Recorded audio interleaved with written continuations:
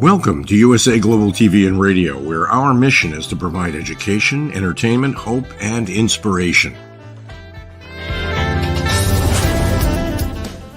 USA Global TV and Radio connects you with experts and audiences all around the world every single day to help you succeed in business and to live a richer life. Visit us at usaglobaltv.com to learn about career and life-changing training and mentoring programs like the Listening Mentor. Subscribe to our newsletter to stay informed about our special programs and offers. Discover how you can become a guest on one of our shows or a host or producer of a USA Global TV and Radio show of your very own. That's USA Global TV and Radio, where the doctor is always in.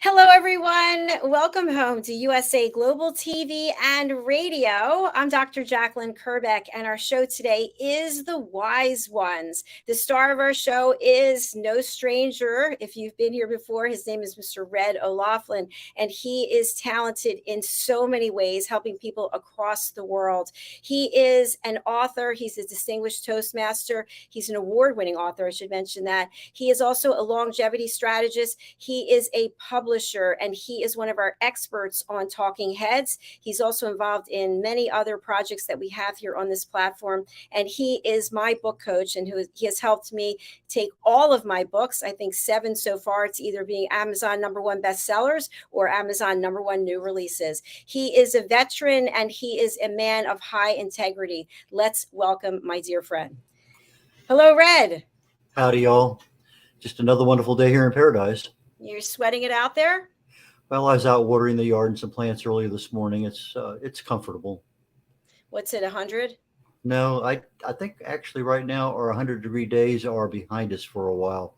I think we're only looking at 98s and 99s for a bit. My kind of weather. I love that. That's Fahrenheit, of course, for our global Absolutely. audience. Red, I shared a little bit about your background, but there's so much more. Let me spotlight you, and then we'll bring out our guest. Thank you, Dr. Jacalyn. I'm a researcher. I love looking at what's going on in the human body, cellular level, chemically speaking. I look for cause and effect relationships. Treat a cause, fix a problem. Treat a symptom, and you'll always be treating symptoms. That's what I do almost on a daily basis. After this show, there's immediately following this show on the USA Global TV and Radio Network is Talking Heads. And on Thursday afternoons, at 3 o'clock Eastern, 2 o'clock Central, is my segment. And I generally cover a topic. It might be Alzheimer's, it might be cancer, it might be a number of different things. But we started last week with weight management. And for most people, that's losing weight. And we're talking today specifically about calories in, calories out. Why does it work? Why does it not work? So if you're interested in that aspect of why does it work for that person? It doesn't work for me. I have answers today, but it's coming up, not quite there yet. But anyway, that's one of the things that I'm doing a lot of research in is to, what causes fat to go into a fat cell? What causes fat to come out of a fat cell? What causes fat to burn? What stops fat from burning? If you know the answers to those questions, it's easier to lose weight than if you have no idea in the world what's going on. Same thing with aging. If you know what causes you to age, you can take some pretty decent steps to decelerate the aging process. Regardless, we're here on the Wise Ones today, and today we have David Denboer. I met David several months ago. He and I are on the Houston Veterans Chamber of Commerce, and one of the things that really piqued my attention about David is the fact that he's involved in cybersecurity. So I asked him to join us on the Wise Ones, and he has, and he's here today. Welcome to the program. Hi, good to be on. Thank you. Nice to have you with us. David, for people who are not aware of what cybersecurity is and the importance of it, can you please tell us? Sure. Cybersecurity for me is it's pretty vast, but for me, I deal a lot with personal protection online for children, for people that are vulnerable, people that are international, and it doesn't just deal with your devices. It can deal with your Wi-Fi, your home speakers, your TV, and even your cars. So when we see these things on these spy shows where the CIA or the NRO or somebody is listening in through your TV set or some other way, then that's not unreal. Well, yeah, it's not unreal, but it's unlikely. I think mainly it's kind of like folklore and good TV show, but for the most part, it's going to be secure. Change your passwords and change your devices every frequently. Change your devices. I mean, I'll get a new phone or a new tablet or a new computer. Well, like a new phone, but also divvy up what you have on your phone, like one phone for family, one for work, one for friends, and that way, like things are like off like certain networks, like you don't use public networks, you don't put certain apps in certain phones, and it's more secure that way. Just have different devices for different things. Mm-hmm. Thank you, David. That's really interesting. Oh, sorry, Red. I just had a follow-up question, which is, I've read about this and I've seen television shows and movies where this is featured. And I just wondered, how likely is this to happen to us, where someone actually hijacks our computer? We have the physical computer, but they actually hijack access, and then they make you pay an exorbitant amount of money to get it back. Is this something that the general public needs to worry about? I think they need to worry about, but I mean, ransomware is usually meant for like companies like corporate or medical facilities or government where there's actually more money. But random ransomware is put on like if you try to download movies or just regular streaming, and a lot of it's locked, like it destroys your devices. But you have to. I mean, do you really need your device? Like most people don't need their device, and most things are secure through apps and websites anyway. So even just junking a device might be a cheaper alternative and not falling in for the evil ransomware people. Having a good backup is always a good insurance policy for when your computer's hijacked. One of my neighbors, very good friend of mine, got hijacked. He paid several $100s to get it back. He told me about it afterwards. It was a laptop, and I said, just leave it on and let the battery run down to where it's nothing. Mm-hmm. And when the battery ran out, the virus was gone, and then he booted it back up again, no problems at all. Several months later, he had a similar threat where he got that, and he went ahead and just let the computer die a natural death. And again, so I'm not sure that all viruses are easy enough to get rid of that way, especially if you have a laptop that's plugged into the wall. But maybe that's an alternative for some kinds of viral elimination. Yeah, it is. That's like a simple way of doing it, but also using cloud storage and removable devices like little flash drives or, just portable electronics or, that kind of thing. And to be honest, like most people, like their devices are only like maybe a couple hundred or 1,000 at most, and it's not like a company computer or entertainment or a computer person like me. So it might just be worth it just to get a new device at that point. Did the military background you have get you involved in cybersecurity, or was that some other way? I actually got started in the late 80s. My dad had a work computer, an Apple II. He did insurance work for attorneys, and I got started that way, reading the Wall Street Journal, working on his computer, and then moved into the local computer lab. And no one was on the internet in the early 90s, and I was kind of like that first hacker, online. And for me, I was exploring, learning programming and learning arts and creative end of it. And from there, went into the military. It was a high skill, and people needed the late 90s. They needed like a radio man or someone to do like some kind of IT work, and I was their guy. Interesting, because I had one place in my life where I was stationed, and they would come by every so often, and the term's not degauss, but they would see if there was some bug or something in the rug. Debug maybe is the proper word. And you leave the room for about an hour or two, and they come back and they say, yeah, everything's fine. But that was just part of their normal procedure they did about once a month or every other month or something. Yeah, I know, for me, I didn't get involved a whole lot in the sweeps because I was younger, I was in my early 20s, but I've heard of that. And also just computer work. A lot of people didn't know how paperwork would translate to computers, and in the government there's a lot of loss of data too. And I had some of that. I'm sure everyone else did. And paperwork conversion to digital was difficult with fingerprints and matching who with who, and that created a problem as well. Thanks, David. A question I have for you is you're the owner of DED Enterprises. Who are typically some of your clients and what type of work do they engage you to help them with? Sure. I mean, I started off when I was younger working for websites and computer programming projects like databases and, things were simple like, late 90s, like early 2000. And, it could be anywhere from like an insurance company to school system to like a consulate or embassy. And you name it, I had almost everybody from entertainment contracts to athletes. And, I started off young and, I was able to continue that business later in life. We hear the term cyberbullying a lot. Is that something that you're involved in preventing, or is that just a thing that happens that there's no control over?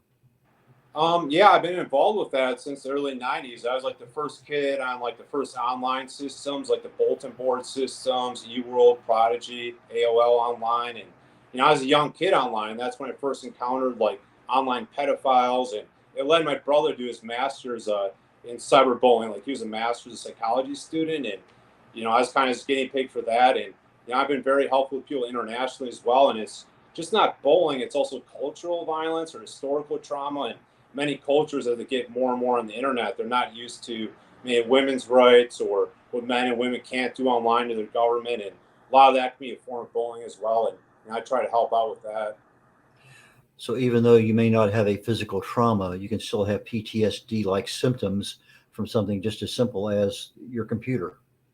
It is. I mean, a lot of people get that online in bullying, and I noticed a lot of nastiness online. Like, I have like younger siblings and, like a lot of individuals in millennials groups, they get hit with that as well. Like the bullying online, it's probably made more dangerous because that's worldwide. That's a permanent record and people can screenshot it. And it's also like dating violence or people sending certain photographs or someone gets hold of the photographs like on your phone, like it's very private and pretty revealing. That can damage someone for life. I don't think it's damaged what Anthony Weiner very much. Oh, yeah. So, David, a question I have is you just mentioned photographs of personal information. How do these hackers get into our devices to get it?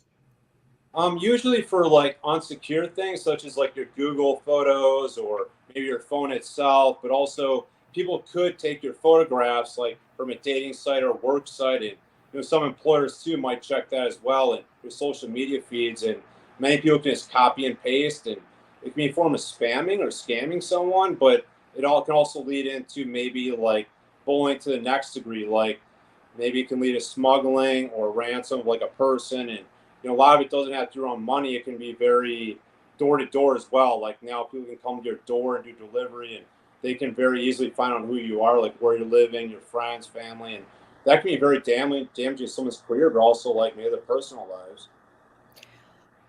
Thank you for that. That's really interesting. And I'm wondering, I know for myself, I've had a number of phones in my life. I've had a number of computers, and I still have them because I have this fear of, I don't know what I'm supposed to do with it. And is the hard drive really erased? Is the phone really going back to reset? What would you recommend for people to do when they do upgrade to a newer device? What do they do with the old devices?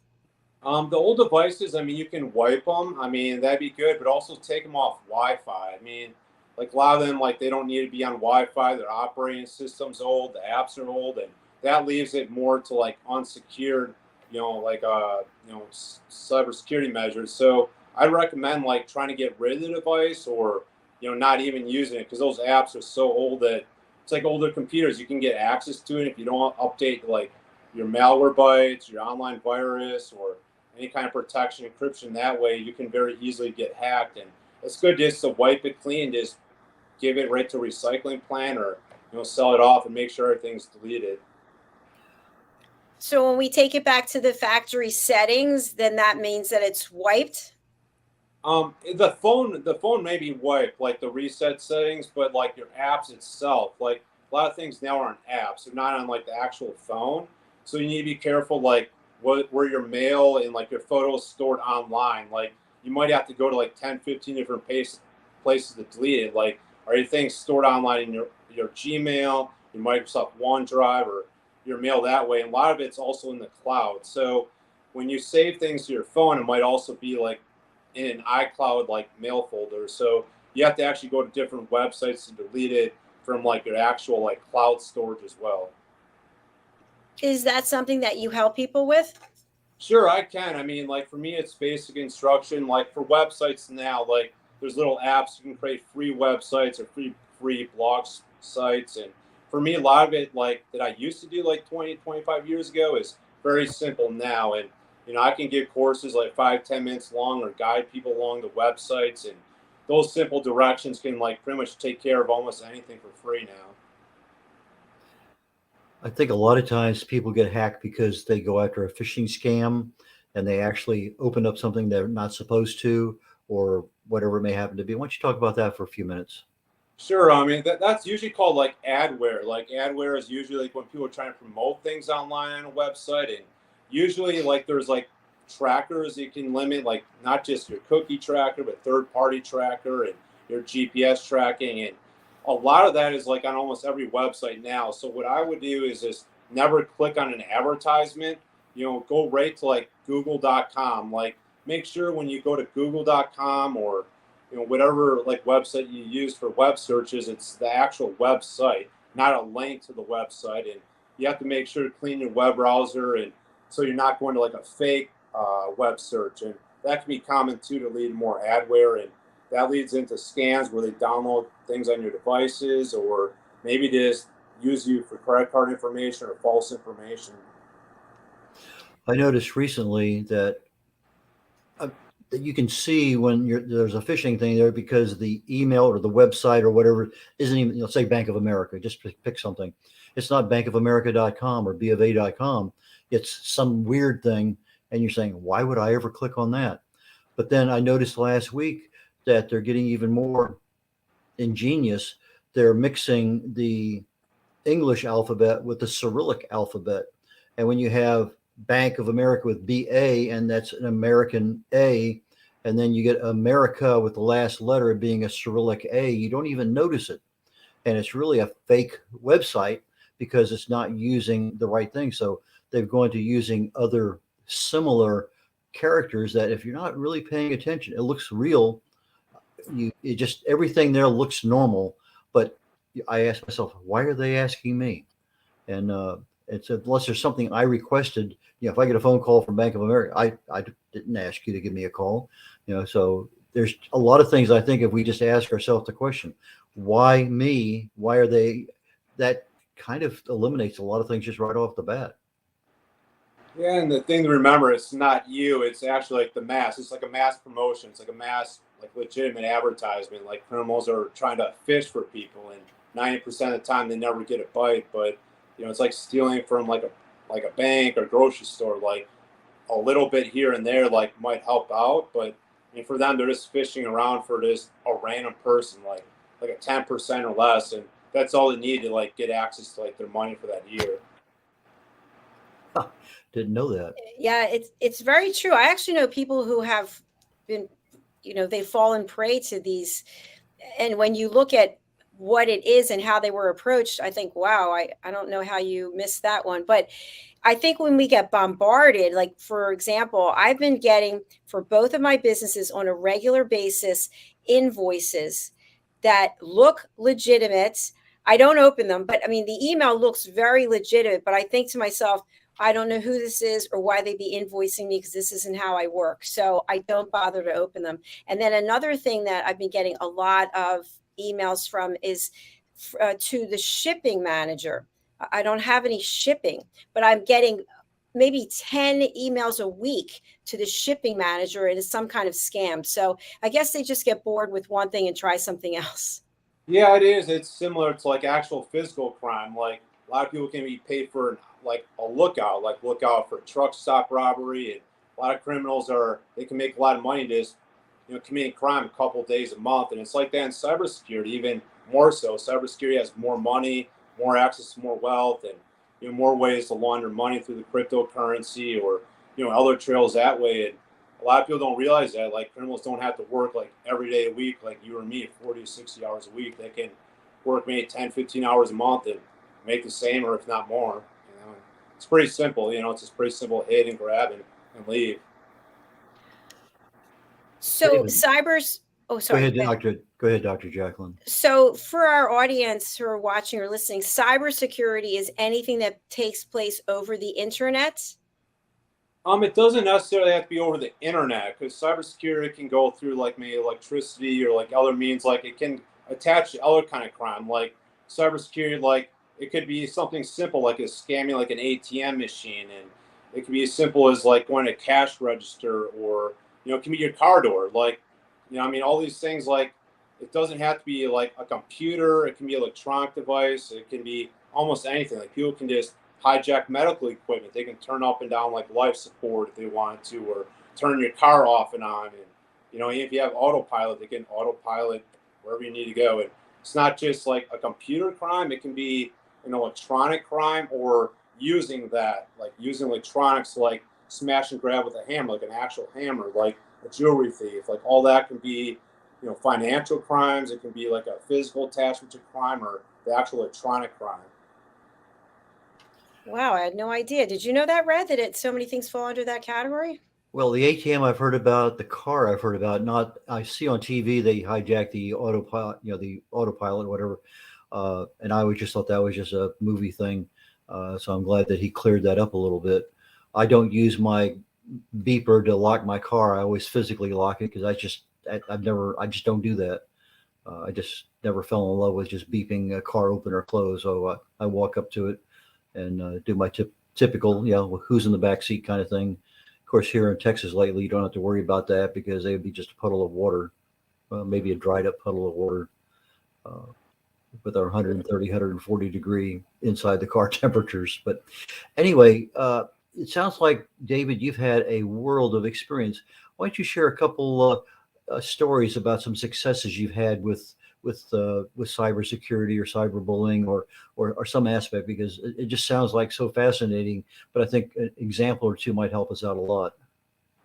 Sure. I mean, a lot of cybersecurity dealt with is more like intimate, sensitive areas, such as trafficking in minors, like also like adults that might be in domestic violence situations, or military sexual trauma, or all the forms of trauma that are very intimate. And those individuals, I mean, are protected by HIPAA and privacy laws, and a lot of it deals with cybersecurity from social media and stalking from information you gather that way too. And a lot of people had to be taught that in the shelter. And sometimes I was able to do presentations as a case manager or peer support or wraparound specialist. And a lot of those areas, like a lot of people need to be educated, especially like the older population or disabled, or if people become involved in criminal activity, like even it's small, like they need to be educated in that. And many of those individuals can go on to lead a normal life. Them and their children can be safe, and like after a year or two, usually people will leave you alone. And it's always good to protect yourself, but also let others know, like a safety plan, like an emergency plan. It's like a hurricane preparedness kit, or military preparedness kit. Like you have to be ready to go at a moment's notice, like necessary food and necessary identity documents, and that includes your kids and animal food. And that's the same thing as cybersecurity. You need like that kind of information to pass along, and that includes your identity documents. And many people, once they learn that, it's also good to have like that form of personal protection that others in your family or support network know about. And I mean, that's like the first start to it. Like that's the first start of like positive like enforcement that I can give to another person. You mentioned you were with some of your clients have been professional athletes, or I'm going to guess celebrities of sorts. Are they more likely to be hit with cyber security issues than just the local Joe Blow down the street? Yeah, I mean they are. I mean, like I mean it's hard like to actually get a hold of like the actual person. Like a lot of my people I know, like they're very busy. They're very trackable. It's like a politician, or like someone that's like in the media, or like whoever is famous, or you can track their steps, like physically know like who it is. And a lot of people, like they don't realize, like individuals like in their family or friends or support network, they might get hit more often, and it's very hard to get the actual person. So I mean they do. I mean there's a lot of that. There's a lot of like that stuff in like their business as well. And for the most part, it's they pay a lot more, and like I'm just a subcontractor of it. They have a lot more highly professional people that deal with that. And that's where a lot of my business comes from too, is this some little project, and I don't even know who the client is, but I know, it's worth a lot to them and their brands. Interesting. I just watched, I'm not going to say what show, but something on a streaming platform actually last night, and it was really alarming.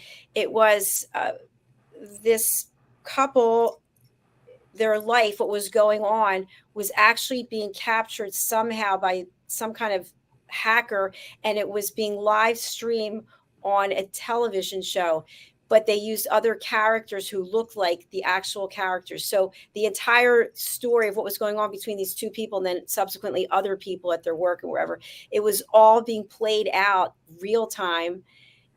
Do you have any idea what I'm talking about? Does it make sense? It does. It makes sense. Like what you're talking about, a lot of people have like a parody or a fun show, like, popular media stream, whether it's SNL or Mad TV. And, that is, I mean, that's like another form of crime. I mean, I've never seen someone go through like the media, like an actual advertisement do that. I'm sure it's a smaller circle, they could do that. A lot of people, they get into like the cult fantasies, or, someone's like paranoia, and that can feed into mental health. But I mean, that's a more sophisticated thing. I mean, someone doing that, maybe someone took a lot of effort to do it. I don't know why. I mean, someone would, spend that much time just harass someone. Maybe it's someone thinking it's just funny, but I don't, unless there's like money involved or actual like defamation or stalking. I don't know like why someone would go that great length to do it. If I've heard of it, and it's common in apps too, like Pokemon Go, ripoffs of apps for kids where they follow the leader and they lead to like maybe like someone beating him up or robbing them, or maybe a pedophile, and that can lead to trafficking or smuggling. And a lot of times, like, there's that kind of tracking ability, but it's general, and I guess there's other ways to do it too, but that's one way. Yeah, thank you. I know in some law enforcement deals, they end up and somebody's there with the phone. You see this a lot on TV where they come in there, and it's not necessarily law enforcement, but a phone is left and somehow they magically are able to just turn it on. Heaven only knows why, because I think every single phone has some level of security on it. But I know in some cases where it's facial recognition, the phone can be put up to somebody's face. But then again, you have a countdown that at so many seconds, it's going to go back to norm. But one of the things I learned that is if you put GPS on and you hit home, that thing is going to stay on forever, because as long as you keep power to it, because for whatever reason, the GPS overrides that. So once you open a phone and you put GPS on, that phone never shuts down. And I thought that was kind of neat, because a lot of times you get on a phone and it shut down and you can't remember the password or whatever it may happen to be. I just got a phone for my daughter, so I'm going from a thumbprint to a facial recognition, and I'm still getting used to that. That's something new for me, but that seems to be something that I guess if somebody grabbed your phone and was able actually to get it to turn on, they could actually have the phone turned on and kept it on forever. It is, but also like your apps too have app lock, and like if you added like a privacy lock to each app, it's gonna be difficult. Like if they get beyond the phone, and I mean, for security standpoint, if someone steals your phone, it might be more difficult now to sell it, but it's also easier for law enforcement or private investigators to track down where it is due to the towers or close Wi-Fi, and even Bluetooth. Like a lot of it can be saved like in a log on your phone, and that's good for security, like in case someone goes missing, or it's a child or older person that's vulnerable. There was some cases here recently, legal, where I guess, I'm not sure it's the FBI, but somebody was trying to get into an iPhone, and I guess there's an automatic thing that if you try a password 10 times, it locks it out for an hour, 48 hours or what, I don't know. But anyway, so there are some, I guess, inherent protections within a device that you stop people that kind of guess maybe it's your birthday or whatever may happen to be as your password or your PIN or whatever. So do you think that most devices just by themselves are fairly safe if they're left turned off?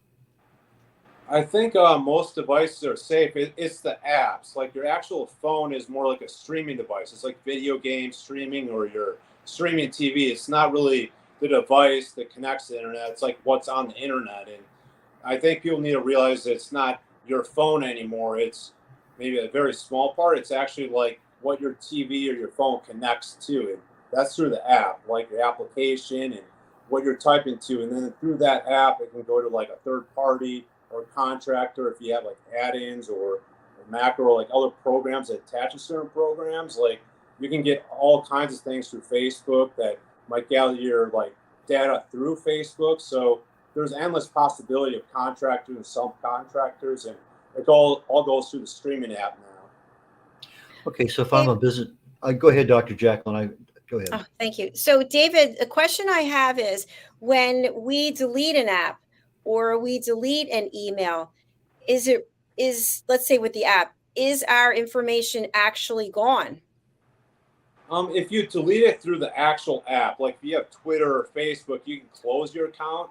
And then they say you can revive it within 30 days or instantly delete it. And a lot of that depends on the actual website servicer, because the website might not just be the app. Like the app might connect to a website, and many things on the App Store, Google Store, it doesn't go through like one company. It can go through hundreds or thousands, and you need to understand a lot of those advertisements, that ransomware, that adware, all those trackers and GPS and cookies, like the things they lay in your phone are also in the websites, and many of those things are difficult to track and erase. So once you put something online, it's healthy to know that it's always online, but you can try deleting it and scrubbing like your device yourself and the apps, but it's all up to like when you post it, like within 24 hours, it could be anywhere. And from that point, it's very difficult to erase it. I mean, most people don't have to worry about it, but if you want to enter like politics or upper level management, a lot of that's recorded. And when you post something, it's pretty permanent. So, I mean, try to be careful not to like post like a photo or say something online, like whether it's for a friend, or try to do things offline when it's not recorded. Generally speaking, once a week I'll do a disk clean and a defrag, and I'll actually turn my computer off and leave it off overnight. Sometimes when I'm getting a slow response, something that just seems abnormal, whatever I'm working on, I do the same thing right then and then. I just do a restart rather than turn it off. But for business owners who have a lot of valuable data, who have a backup plan, is it a good idea to turn your computer off periodically and leave it that way, or do a defrag, or is there better ways of protecting yourself? I mean, like with your computer, like with a work computer, like it depends on like if you have like your security inside. Like I know a lot of like network administrators can like they can manage that directly, and they can open and close like ports, like how to get online or what's available online. And many things are very restricted, like a restricted browser or restricted apps, like for certain people. So a lot of that's already handled by cybersecurity people through a company. And every once in a while, I agree, like not just change the device, but just turn off the device. But also don't use Wi-Fi. Don't use like your internet device. Directly connect to the internet or form like a personal website. Like a lot of things can be done through like a temporary Bluetooth connection or temporary Wi-Fi thing. Like your actual computer can form like a Wi-Fi signal, like your device, and you can connect that for like less than 10, 12 hours. And that way, like it turns on and off and it always changes. And it's like a phone number. It's good to rotate a phone number like you do an email, and you can also encrypt like your email and phone number so people call like undisclosed number, but they get to you. And that's another healthy way to do it, like for an actual computer and information on like a computer system. There's Thank you, David. Go ahead, Dr. Jacalyn, please. Sorry, I have a follow-up question to Red's question. So if we're in a public place, let's say we're at the airport or we're at a coffee shop, and we connect to the Wi-Fi, who can actually see our information, and what information can they potentially see? It's like anybody on the planet. We're all connected to the internet. It could be anyone like remotely on the internet, and those high traffic areas like are filled with, all kinds of bugs or people looking for information. And it's not someone like that's traveling that's doing it. It could be like some kind of virus they picked up or whatnot. It's like that in subways, and if they have Wi-Fi or like random city Wi-Fi's. And so I would be careful like going on those sites, but also be a good idea to be careful of the mobile part as well, because when you're in high traffic areas, like it might be a good idea just to turn it on and off like you do on a plane, like it's like a mobile site, like an airplane mode. And it might be a good idea every once in a while just turn it on and off unless you absolutely need it. Like if it's for a phone call, that'll work, but I mean you can also turn certain parts of the phone on and off, and that might be a better option too. And what about if we have a hotspot? Is that is that safe because if you have your laptop and you don't connect to Wi-Fi, it's not going to work. A hotspot is actually probably a little bit better. It's like an actual like mobile device, and the hotspot can actually directly connect to your device, and depending on the hotspot can have a personal Wi-Fi. And a lot of computers do that now too. Like your phone can do that. Your phone can be a personal hotspot as well, and a lot of those things can be turned on and off at your leisure, and they might be more secured, like to do your things offline or do it on airplane mode, and just type it in, use the internet for an hour or two, and then go your own way. And might be better just it's called metering, like metering your connection and making sure you turn on and off like when you actually need to use the internet. It's like your power, like during the hot months you want to control your power, water or gas, and the same thing with your phone. Thank you. Okay, so if I turn my internet off when I'm not using it, in other words, I'm working in the office, it's 3:00, I'm getting ready to go to a meeting or something, rather than turning the computer off or whatever, just physically turning off, disconnecting from the internet provides me a better level of security than just leaving it on, come back tomorrow and turn everything back on again. Is that a fair statement? It is, but it's also like kind of like filtering like your devices, like your work devices go to certain places, and it's also healthy for mental health as well. Like a lot of people don't realize it, like leaving your stuff at work or leaving your personal life with your personal life is a better option, and a lot of that involves your devices too, whether it's your laptop or your phone or whatever you're using. And it's also good just just be careful like what you bring around you, because if you bring your work computer on your personal, you might be forgetful. So it's good to make sure like what you're like posting to, but also where your devices are and who they're near, because that also shares information, and that can be used for any number of things. I noticed some TV commercials nowadays. I can't remember the exact acronym they're using, but it's something that you're at the airport, you're on your computer, but if somebody they can't see you, they think you're in Paris or Istanbul or someplace like that. You're familiar with that service, I'm sure, that app. Yeah, the VPN, like a virtual private network, like that's one form of encryption. You can disguise like your GPS, and that is temporary. Like that also has like usually a mobile limit, or that's also very um, trackable. I mean, like it goes through certain apps, but you also have to question like why would someone need like that bridge, like a dark web or random VPN? Like a lot of companies provide an encryption, whether it's 250, 60K, like like encryption or whatever, like kind of process, like a military grade or corporate grade, and a lot of this stuff can be pretty cheap to get on your phone yourself. And the question is like, why would someone need that? But I mean, it's also healthy to have to play with, but you have to be careful, like the generic site. You have to use a reputable site for a VPN, so you're not tracked by that site for, like a false advertisement or being misled. Okay, so if somebody's offering it to you for $1.99 a month and the going rate's $20 a month. Yeah, that's probably something to be weary of. I would. I mean, like when there's a price reduction like that, but also like, why, I mean, the question is like, why would someone need like to do that? Because someone could instantly tell like you're not on it, like, not just based on your phone, but your social media app. Like a lot of apps like Facebook or Twitter, they might not actually record that GPS signal. So a lot of these VPNs, like they're very cheap, but they don't actually filter into like actual apps. So someone that's like actually more knowledgeable will know like where you actually are through your actual streaming app. So you have to be careful like what you're using the VPN for. It's not actually going to work through an actual app usually, and you have to be very careful. Like even if you have apps in your phone, like maybe if you want a VPN, like one phone just has the VPN and basic things, but for the most part, someone's going to be able to quickly tell that you're actually lying and using a VPN. Okay. David, I have one question as we come to the end, which is many of the social medias, if you want to post something, you can tag your location. And I have my location turned off. But if I had it turned on, who would know where I was and why would they care? I don't know like why someone like normally would care, but I mean, every once in a while someone runs into someone like in their personal work life, and you just don't know. Some people just actually think it's funny at first, or someone randomly does it, and maybe it's healthy not to do it, but also for security, like it's also good to tell people if you're out late at night for a date or out with a friend, and it's also good to have your tracking ability shared with certain people. And a lot of apps will let you share your location with friends and family, like Uber, Lyft, or WhatsApp will do that, and that way it's a more secure transfer GPS. And it might be better to go that route as well for extra protection.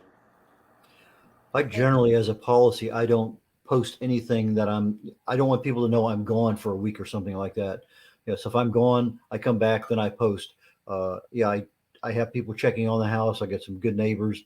But if people know that I'm in Paris, I'm telling them that I'm going to be there 3 weeks. Not that I don't trust the people who look at it, but that just gives the honest crooks an advantage.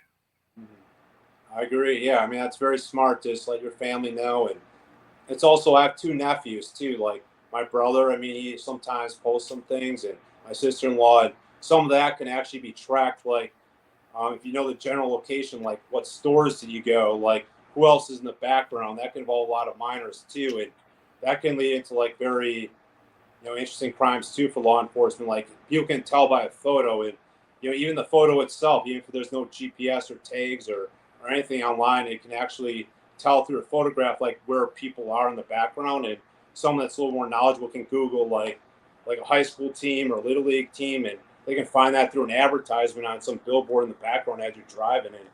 And that way it's also a good way to tell like where someone is, like GPS wise, is what's in the background, what's the ad, and what's on the music station, like what's the music station playing in the background. And you can find that through almost anything, live TV, live radio, and the possibilities are endless. Well, I Those think are really good points. I was just going to say one more thing. As I said, this was, I wasn't going to say anything else. We're actually on an island, and we found out last night that 5 cars from homeowners, luxury cars, they've been stolen. And last week, I think there were 7 cars that were stolen. And you wonder, how do they do what they're doing? But obviously there must be some, and this is not cybersecurity, I guess, but there must be some kind of strategy that they had in order to be able to do this. I mean, the strategy, like, I mean, a lot of people, like, when you get to remote islands like that, like, there might be more income, like, wealth, and a lot of people, for them, like, that's more like a mall, like, that's a mall, that's like an easy picking area. And, I mean, I'm not sure how they specifically found it, but I mean, a lot of people, like, they might operate in a team and it might be international. And I mean, for them, it's just like more like the money, like the more information gathering you do, it's like intelligence gathering or analyst data. Like, a lot of people can figure out where to make a quick, easy buck. And I think that's just generally they randomly found a place, and there's a lot of places to find to use. And it could be a small thing. It could be like the gas station. It could be the convenience store, because when you get more remote, like an island or close to it, it can be very easy to pick and choose like where people might spend more money, and that's another way to do it. Yeah, that's a good point, because it's like a captive audience. Well, it looks like we've come to the end of our day today. David, how do people, who is a good client for you, and how do they get in touch with you? Anybody is a good client for me. Like, a lot of times, like right now, like I can help out people, like whether they need STEM research or train the next generation of programmers or cybersecurity professionals, and also corporate people. Corporate people want to like me to make a presentation while it's remote, in person, or work on the computers. I mean, I'm open to anybody. I also have like residuals, commissions through like clients I've had for like 20 years or 10 years, and I mean, I'm open to anybody, like for any topic, whether it's the programming, the cybersecurity, the entertainment application, or international finance. And I even help a lot of veterans, uniform service with, the leadership I do. And a lot of it involves computers or just typical mental health with devices. Thank you. Thank you, David. This has been very interesting. I really appreciate the shares and the fact that you connected your community on Facebook and Twitter. We want to welcome them and thank them also. No problem. Thank you. I'm glad to be on. If you need me on again, or I can do any kind of referral, I'm happy to be here. Now, for our video audience, they can see shagdog.com, but it's for the audio audience we have out there, it's shagdog.com, and your email address is D as in dog, E bear, BEAR @asu.edu. And so David Denboer, DENBOER. Did I pronounce that right? Yeah, it is. It's like Boer, but like with an E. Okay. And he's the owner of DED Enterprises. He's a cybersecurity specialist. And please, if you have any questions or needs, please contact him. And I really appreciate you showing up today there, David. Thank you. Thank you. Anytime. Thanks, I appreciate David. it. Have a good 4th weekend. You I shall too. do my Stay best. safe. No pun intended. Haha. Bye. I really enjoyed that, Red. That was very informative, and I certainly took away a few things that I wasn't aware of. Likewise, very Yes. definitely, I did too. All right, my friend, I'm going to spotlight you for you to tell people where they can find you. And are you taking on new clients? I am actually. I write, I speak, I author books. I help other authors get their books written. I also publish books for people. So those are the things, the services that I offer. I also do a lot of speaking. Our next topic coming up here in about 14 minutes and 30 seconds or so is Talking Heads on the USA TV and Radio Network, the Global TV and Radio Network. The topic today is on weight management, and we're getting into the basic equation, calories in, calories out. Why does that work for some, not for others? And a lot of good answers coming out of today's event. So you need to get in touch with me. I'm at red.olaughlin.com. That's red like the color, R-E-D. O'Laughlin spelled O-L-A-U-G-H-L-I-N. So it's REDOLAUGHLAN.com. My website has my email address and my phone number. That's my preferred method of calling. Just get on the phone, give me a call, and you send me an email. More than happy to try to help you any way I can. So, Dr. Jacalyn, I got to get my track shoes on to get over to that other studio, and I will join you over there as quickly as I can. So, take All care. right, I'll see you there. Thank you. Okay, bye now. And thank you to everyone who is watching or listening. If you are on our YouTube channel, please do subscribe. Just click subscribe, USA Global TV and Radio. And if you'd like to be a guest on any of our shows, we have about 40 different shows you can choose from. Go over to our website, please, which is usaglobaltv.com/book your session. Thank you again to David, to Red, and to all of you out there who are watching or listening. We will be back shortly with Talking Heads, and we hope to have you stay with us. Thanks again.